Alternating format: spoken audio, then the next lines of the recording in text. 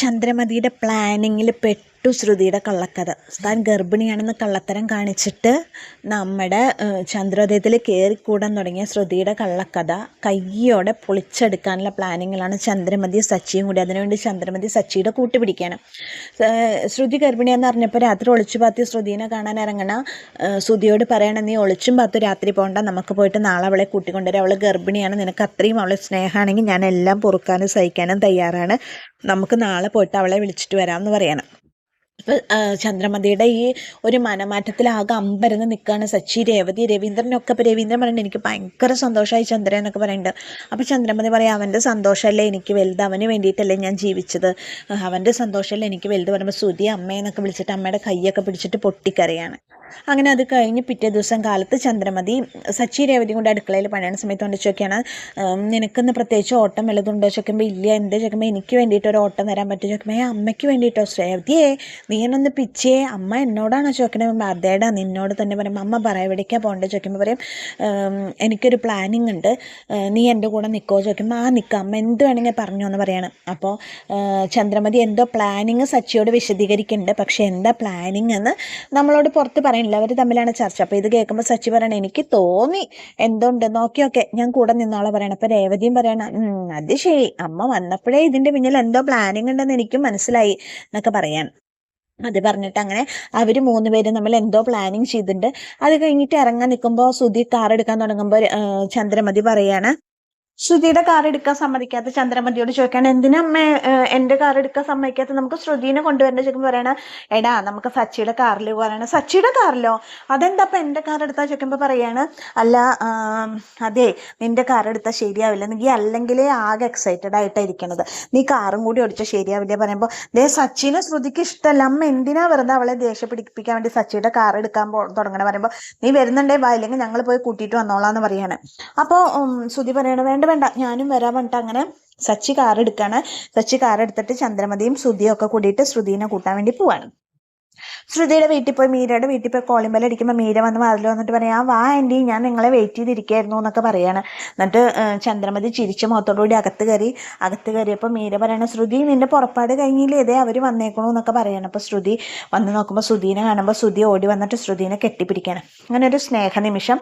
അത് കഴിഞ്ഞിട്ട് ശ്രുതിനെയും കൂട്ടിയിട്ട് അവർ തിരിച്ച് കാറിൽ കയറിയിട്ട് വീട്ടിലേക്ക് പോകേണ്ട വഴി എത്തുമ്പോൾ കാറ് ആ വഴിയിലേക്ക് തിരിയില്ല. അപ്പോൾ ശ്രുതി പറയാണ്, സച്ചി ഈ വഴിക്കല്ലല്ലോ നമുക്ക് പോകേണ്ടത്, നിനക്ക് വഴി തെറ്റിയോ, നീ ലെഫ്റ്റ് സൈഡിലേക്ക് തിരികെ കാർ ചെയ്ത് തെറ്റിയിട്ടാണ് പോണേ പറയുമ്പോൾ സച്ചി പറയും, അതിന് വീട്ടിലേക്കല്ലല്ലോ നമ്മൾ പോണേ പറയാം, അപ്പോൾ പിന്നെ എവിടേക്കാണ് നമ്മൾ പോകണമെന്ന് ചോദിക്കുമ്പോൾ നമ്മൾ ഹോസ്പിറ്റലിലേക്കല്ലേ പോകണമെന്ന് ചോദിക്കാണ്. ഹോസ്പിറ്റലിലേക്കോ, അതിന് ആർക്കും അസുഖം, നിങ്ങൾക്ക് ആർക്കെങ്കിലും അസുഖം ഉണ്ടോ? ഇല്ല, പാർലറേട്ടത്തിനെ കാണിക്കാൻ. എന്നെ കാണിക്കാനോ, എനിക്കതിന് അസുഖമൊന്നുമില്ലല്ലോ. സുധി ഇവൻ എന്തൊക്കെയായി പറയണേ, എനിക്ക് അസുഖമൊന്നുമില്ലല്ലോ, സുധി വീട്ടിലേക്ക് വണ്ടി വിടാൻ പറയാന്ന് പറയുമ്പോൾ ചന്ദ്രമതി പറയണ, മോളെ നീ പ്രഗ്നൻ്റ് അല്ലേ, ഇനി നിൻ്റെ കാര്യങ്ങളൊക്കെ ഞാനല്ലേ നോക്കണ്ടേ, അപ്പം നമുക്കൊരു ചെക്കപ്പൊക്കെ നടത്തി അമ്മയ്ക്കും കുട്ടിക്കും വല്ല കുഴപ്പമുണ്ടോ എന്നൊക്കെ അറിയണ്ടേ, ഇനി പ്രസവിക്കണ വരെ നീ എൻ്റെ കയ്യിലല്ലേ എന്നൊക്കെ ചോദിക്കുമ്പോൾ ശ്രുതി വിചാരിക്കുകയാണ്, ദൈവമേ പെട്ടു. അപ്പോൾ ശ്രുതി, ഈശ്വരാ ഞാൻ പെട്ടല്ലോ, ഇനി ഇതിൽ നിന്ന് രക്ഷപ്പെടാൻ ഞാൻ എന്താ ചെയ്യുക, ശ്രുതി എനിക്ക് ഹോസ്പിറ്റലിലേക്കൊന്നും പോകണ്ട ആൻറ്റി, ഞാൻ ഡോക്ടറെ കണ്ടതല്ലേ, ഒരു കുഴപ്പമില്ല എന്നാണ് ഡോക്ടർ പറഞ്ഞത്, ഇനിയിപ്പോൾ പോകണമെന്നുണ്ടെങ്കിൽ നമുക്ക് നാളെ എങ്ങാനും പോവാം ആൻറ്റി, ഇന്ന് പോകണ്ട, വേഗം വണ്ടി വീട്ടിലേക്ക് വിട് സച്ചി എന്നൊക്കെ പറയണം. അപ്പോൾ സച്ചി പറയേ പറ്റില്ല ഏട്ടത്തി, അമ്മ പറഞ്ഞതല്ലേ, എന്തായാലും ഡോക്ടറെ കണ്ടിട്ട് പോകാന്ന് പറയുമ്പോൾ ശ്രുതി പറയാണ്, നീ എന്തിനാ പേടിക്കുന്ന ശ്രുതി ചോദിക്കുമ്പോൾ ചന്ദ്രമതി പറയണ, മോനെ നമുക്ക് അവളെ കാണിച്ചിട്ട് പോവാം ശ്രുതി, കാരണം എന്തെങ്കിലും പ്രശ്നം ഉണ്ടോ നോക്കണ്ടേ, അവളെ ഇനി ഞാനല്ലേ നോക്കണ്ടെന്നൊക്കെ പറയുമ്പോൾ, നോക്ക് ശ്രുതി എൻ്റെ അമ്മയ്ക്ക് നിന്നോട് എന്തൊരു സ്നേഹം പറയാണ്. അപ്പൊ ശ്രുതി മനസ്സിൽ വയ്ക്കാണ്, ദൈവമേ പെട്ടുനി ഞാൻ എങ്ങനെ കുടുക്കിന്ന് രക്ഷപ്പെടും. അപ്പൊ ശ്രുതിയുടെ മുഖത്തെ ഭാവം മുഴുവൻ കണ്ടിട്ടാണ് സച്ചി വണ്ടി ഓടിക്കുന്നത്. അപ്പൊ സച്ചിയും ചന്ദ്രമതിയും കൂടി പരസ്പരം നോക്കിയിട്ട് തലയിട്ടാട്ടാണ് കേട്ടോ. അങ്ങനെ അവർ ഹോസ്പിറ്റലിലെത്തി എല്ലാവരും പുറത്തേക്ക് ഇറങ്ങി. അപ്പോൾ ശ്രുതി പറയണം, ഈ ഹോസ്പിറ്റൽ വേണ്ട ആൻറ്റി, ഇത് നല്ല ഹോസ്പിറ്റലല്ല, നമുക്ക് വേറെ ഹോസ്പിറ്റലിൽ നാളെ പോകാമെന്നൊക്കെ പറയുമ്പോൾ ചന്ദ്രമതി പറയുന്നുണ്ട്, വേണ്ട മോളെ ഇത് നല്ല ഹോസ്പിറ്റലാണ്, ഇതിൽ തന്നെ പോകണം എന്നൊക്കെ പറയാണ്, ഞാൻ ബുക്ക് ചെയ്തിട്ടു എന്നൊക്കെ പറയാണ്. അങ്ങനെ എല്ലാവരും ഇറങ്ങി, പക്ഷെ ശ്രുതി മാത്രം ഇറങ്ങണില്ല. എല്ലാവരും വിളിക്കുന്ന ശ്രുതി ഇറങ്ങാൻ പറയുമ്പോൾ ഞാൻ ഇറങ്ങണോ, ശ്രുതി പറയുമ്പോൾ എന്താ വയ്യ, നടക്കാൻ വയ്യ. അപ്പോൾ സച്ചി പറയും വയ്യായിരിക്കും, പാവം ക്ഷീണമൊക്കെ ഉണ്ടാവും ഈ സമയത്ത് പറയുമ്പോൾ ശ്രുതി പറയണമെന്ന് ഞാൻ പോയിട്ട് വീൽ ചെയർ എടുത്തിട്ട് വരാൻ പറയുമ്പോൾ, എടാ മണ്ട വീൽ ചെയർ അല്ല, പോയി സ്ട്രെച്ചർ എടുത്തിട്ട് വാ പറയണ സച്ചി. അങ്ങനെ ശ്രുതി സ്ട്രെച്ചർ എടുക്കാൻ പോകുമ്പോൾ ശ്രുതി പറയണം, അയ്യോ വേണ്ട സ്ട്രെച്ചറൊന്നും വേണ്ട, എനിക്ക് ഡോക്ടറെ ഒന്നും കാണണ്ട ആൻറ്റി, നമുക്ക് പിന്നെ കാണാമെന്നൊക്കെ പറയുമ്പോൾ പക്ഷേ ചന്ദ്രമതി ഒട്ടും സമ്മതിക്കുന്നില്ല കേട്ടോ. ശ്രുതിനെ ഡോക്ടറെ കാണിച്ച് അടങ്ങും എന്നുള്ള ഭാഷയിൽ തന്നെയാണ് ചന്ദ്രമതി ഇരിക്കുന്നത്. അപ്പോഴേക്ക് ശ്രുതി ഓടിപ്പോയിട്ട് സ്ട്രെച്ചർ എടുത്തിട്ട് വരികയാണ്. സ്ട്രെച്ചർ എടുത്തിട്ട് വന്നിട്ട് ശ്രുതിയോട് സ്ട്രെച്ചറിൽ കയറി കിടക്കാൻ പറയുമ്പോൾ ശ്രുതി കിടക്കണില്ല. അപ്പോൾ ശ്രുതി പറയാണ് വയ്യേ ഞാൻ എടുത്ത് കിടത്താൻ പറഞ്ഞിട്ട് ശ്രുതിനെ എടുത്തിട്ട് പൊക്കിയിട്ട് ശ്രുതി സ്ട്രെച്ചറിൽ കിടത്താണ്. അപ്പോൾ ആ പൊക്കണ സീനിൽ റൊമാൻറ്റിക് സീനാണ്. രണ്ടുപേരും ശ്രുതി പരസ്പരം മറന്നിട്ട് ശ്രുതിയുടെ മുഖത്തേക്ക് തന്നെ ഇങ്ങനെ നോക്കിയിട്ടിരിക്കുകയാണ് കേട്ടോ. അപ്പോൾ ഇത് കാണുമ്പോൾ ചന്ദ്രമതി ഇട്ടോ കൊണ്ട് സ്ട്രെച്ചറിൽ കിടത്തട്ടാന്ന് പറഞ്ഞിട്ട് ഒരൊറ്റ അടി കൊടുക്കുകയാണ് ശ്രുതിനെ. അങ്ങനെ ശ്രുതിനെ സ്ട്രെച്ചറിൽ കിടത്തി ഹോസ്പിറ്റലിലേക്ക് കൊണ്ടുപോകണം. ഈ സമയത്ത് മഹിമയുടെ വീട്ടിൽ മധുസൂദനൻ ഇങ്ങനെ നല്ല നിറഞ്ഞ ചിരിയോടെ ഇരിക്കുകയാണ്. അപ്പോൾ മഹിമ ഇങ്ങനെ വന്നിട്ട് ചോദിക്കേണ്ട മധുവേട്ടന് എന്താ പറ്റി എന്നൊക്കെ ഇങ്ങനെ ചോദിക്കുമ്പോൾ മധുസൂദനൻ വിചാരിക്കുകയാണ് എന്നാലും എന്നെ വിശ്വസിച്ചില്ലല്ലോ, എൻ്റെ മാറ്റൊന്നും വിശ്വസിച്ചില്ല, അപ്പം അധികം എല്ലാവരും വിശ്വസിച്ചോളും എന്നൊക്കെ പറയാണ്.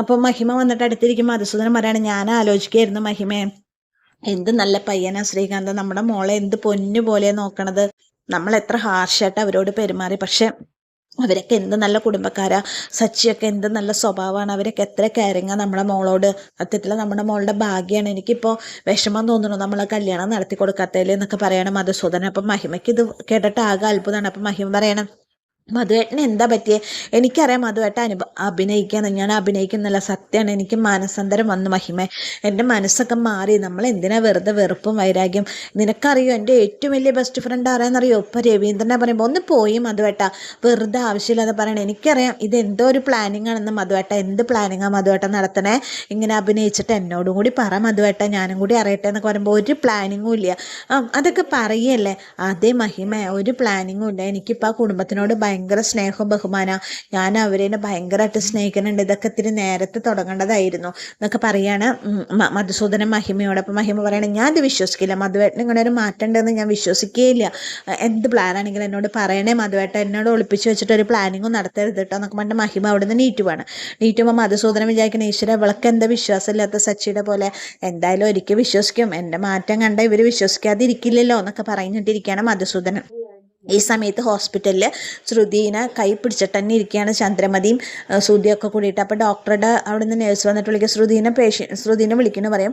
അപ്പോൾ കൈ പിടിച്ചിട്ട് തന്നെ കൊണ്ടുപോകണം. അപ്പോൾ ചന്ദ്രമതി പോവും. ചന്ദ്രമതി പോണതിൻ്റെ പിന്നാലെ ശ്രുതി പറയണം സച്ചിയോട്, അതേ ഭർത്താവിനും പോവാം, ഞാൻ പോയിട്ട് വരാൻ വേണ്ടിയിട്ട് സച്ചിയോട് പറഞ്ഞിട്ട് ശ്രുതി അവരുടെ പിന്നാലെ പോവാണ്. പോയിട്ട് ഡോക്ടറുടെ അടുത്ത് എത്തിയ ഉടനെ ശ്രുതി പറയാണ് മാഡം ഞാൻ ഗർഭിണിയാണ്, ഞാൻ ഡോക്ടറെ കണ്ടു, ഡോക്ടറെയാണ് രഘുവരൻ സാറിനെയാണ് ഞാൻ കണ്ടത്, അവരുടെ ട്രീറ്റ്മെൻറ്റിലാണ്, വേറെ ഡോക്ടറെ കൂടി ഞാൻ കണ്ടു, എനിക്ക് കുഴപ്പമൊന്നുമില്ല, ഞാൻ ഓക്കെയാണ്, എൻ്റെ കുഞ്ഞൊക്കെയാണ്, ഞാൻ ഗർഭിണിയാണ് മാഡം എന്നൊക്കെ പറയുമ്പോൾ മാഡം പറയണം അത് ഞാൻ നിങ്ങളോടൊന്നും ചോദിച്ചിട്ടില്ല, നിങ്ങളെന്തിനാ ടൈപ്പ് ചെയ്ത് വെച്ചേക്കണ പോലെ നിങ്ങളിത് പറഞ്ഞുകൊണ്ടിരിക്കുന്നു പറയുമ്പോൾ ചന്ദ്രമതി മനസ്സിൽ വിചാരിക്കുന്ന പഠിച്ച കള്ളി, അവൾ ചെക്കപ്പ് ചെയ്യാതിരിക്കാൻ വേണ്ടി മുൻകൂട്ടിയിട്ട് അങ്ങോട്ട് പറഞ്ഞു കൊടുക്കല്ല, നിന്നെ ഞാൻ ശരിയാക്കി തരാം, നിൻ്റെ കള്ളത്തരം ഞാൻ പൊളിച്ചടുക്കൂടി എന്നൊക്കെ പറയാണ്. അപ്പോൾ അല്ല ഞാൻ പറഞ്ഞു എന്നല്ലേ പറയും, ശരി നിങ്ങൾ ഡോക്ടറെ കണ്ടു പറഞ്ഞല്ലോ, ആ സ്കാനിങ് റിപ്പോർട്ടോ ഡോക്ടറുടെ പ്രിസ്ക്രിപ്ഷനോ കഴിച്ച മരുന്നുകളുടെ ലിസ്റ്റ് എന്തെങ്കിലും ഉണ്ടോ നിങ്ങളുടെ കയ്യിൽ, അതൊന്നും ഇല്ല മാഡം, പിന്നെ അതൊന്നും ഇല്ലാതെ. അപ്പോൾ ശ്രുതി ചോദിക്കുക എന്താ ശ്രുതി അതൊന്നും എടുക്കാൻ, അതേ എന്നെ ഡോക്ടറെ കാണാൻ കൊണ്ടുവരുമായിരുന്നു എന്ന് എനിക്ക് അറിയില്ലായിരുന്നു മാഡം, അതുകൊണ്ട് അതൊന്നും ഞാൻ എടുത്തില്ലേ പറയുമ്പോൾ എന്തായാലും നമ്മൾ വീട്ടിലേക്കല്ലേ പോണേ ശ്രുതി, നീ അതൊക്കെ എടുക്കണ്ടേ ഇതൊക്കെയാണ്. അപ്പോൾ ശ്രുതി ഇങ്ങനെ ആകെ പരിങ്ങിട്ടിരിക്കുകയാണ്, ഇവളുടെ ഓരോ ചലനങ്ങളും നിരീക്ഷിച്ചുകൊണ്ടിരിക്കുകയാണ് ചന്ദ്രമതി.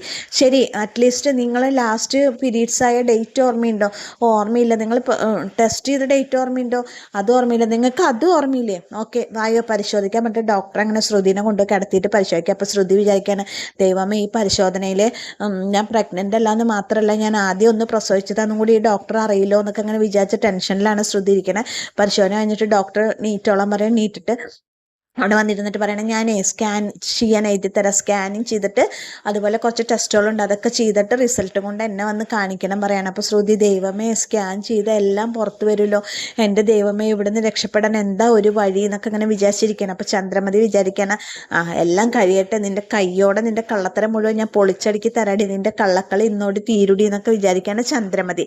ശ്രുതി ആകെ പെട്ടിട്ടാണ് ഇരിക്കുന്നത്. അങ്ങനെ എന്തായാലും ശ്രുതിയുടെ കള്ളഗർഭം പുറത്ത് വരും എന്നുള്ള ഏകദേശ അവസ്ഥയായിട്ടിരിക്കണമെങ്കിൽ ലാസ്റ്റ് സമയത്ത് എന്തെങ്കിലും ഒരു ടിസ്റ്റ് വരുമെന്ന് നമുക്ക് അറിയില്ല, അത് നാളത്തെ എപ്പിസോഡിൽ അറിയുള്ളൂ. അപ്പോൾ ഇവർ ഹോസ്പിറ്റലിൽ ഇവർ ഡോക്ടറെ കണ്ടുകൊണ്ടിരിക്കുക, പുറത്തെങ്ങനെ ആലോചിച്ചിരിക്കുകയാണ് സച്ചി എന്താവും എന്നറിയാൻ വേണ്ടിയിട്ട്. അങ്ങനെ ഒരു ക്ലൈമാക്സ്, ത്രില്ലിങ് ക്ലൈമാക്സിൻ്റെ ഭാഗത്താണ് ഇന്നത്തെ എപ്പിസോഡിൻ്റെ അവസാനം വരുന്നത്. അപ്പോൾ എന്നത്തെയും പോലെ എൻ്റെ കഥ കേട്ട് ഇഷ്ടപ്പെട്ട കൂട്ടുകാർ എൻ്റെ ചാനലൊന്ന് ലൈക്ക് ചെയ്യുക, ഷെയർ ചെയ്യുക, സബ്സ്ക്രൈബ് ചെയ്യുക. ഇതുവരെ സപ്പോർട്ട് ചെയ്ത എല്ലാവരോടും ഒരുപാട് നന്ദിയുണ്ട്. അപ്പോൾ എല്ലാ കൂട്ടുകാർക്കും താങ്ക്